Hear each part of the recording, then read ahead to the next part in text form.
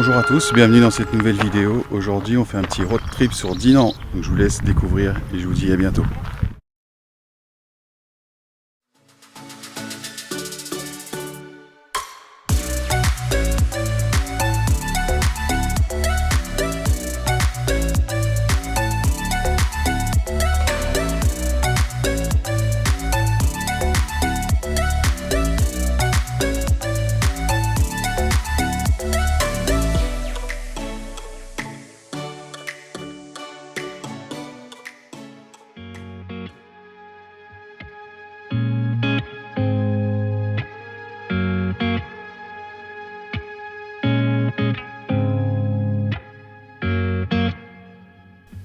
Arrivé à Dinan, dont la ville tire son nom de Dounos et Amna, la colline d'Amna en vieux celte, déesse protectrice des vivants et gardienne des morts, elle avait bonne place dans la mythologie gauloise.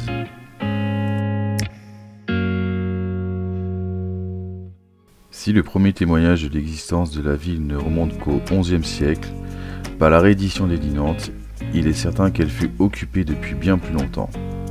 Sa situation stratégique au sommet d'une butte surplombant la vallée de la Rance en fera une motte féodale fortifiée et entourée d'une palissade en bois.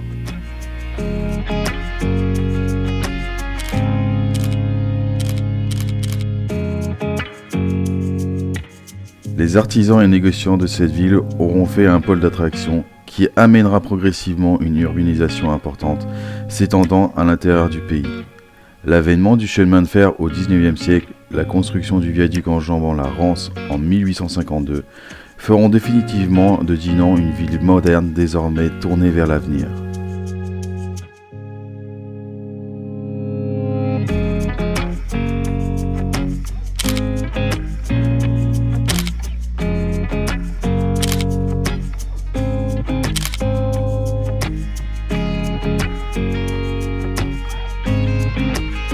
Elle n'en reste pas moins une cité dont les bâtiments ont la volonté de faire vivre et revivre un passé prestigieux, préservant l'un des plus beaux patrimoines du nord de la Bretagne.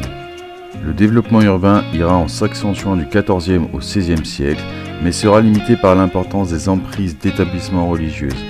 Jacobins et Cordeliers auront déjà implanté leur couvent dès le XIIIe siècle, avec Ursuline en 1620, Capucins en 1621, Bénédictines en 1638, Dominicaines en 1664, puis Clarisse étendront encore ces emprises qui seront longtemps un frein à l'expansion d'Intramuros.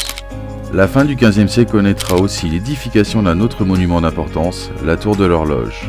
Beffroi et Fillet dominant les 3 champs de foire, implantés au cœur de la ville, il en deviendra le point culminant. Un veilleur y sera posté surveillant les éventuels incidents pouvant survenir dans la ville. Bien souvent, le Tosquin résonnait en raison des incendies fréquents frappant les maisons qui, presque toutes, étaient en pan de bois. C'est Noguette, une des 3 petites cloches entourant le bourdon, qui était dévolue à cette fonction. Cet ensemble même, qui est l'horloge Hamzer de 1498, seront installés dans le Beffroi en 1507.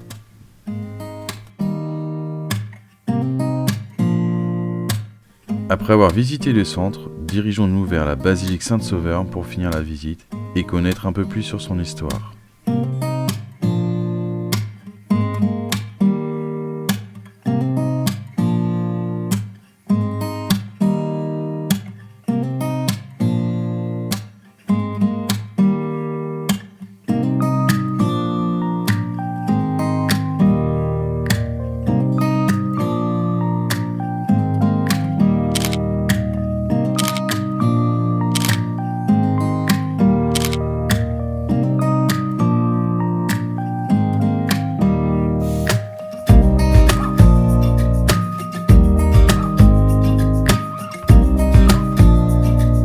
L'ancienne église Saint-Sauveur sera presque entièrement démolie au XVe siècle pour se succéder à elle-même à partir de 1480 en un édifice dont l'architecture de style roman se fera influencer par plusieurs siècles de parachèvement, jamais réellement terminé.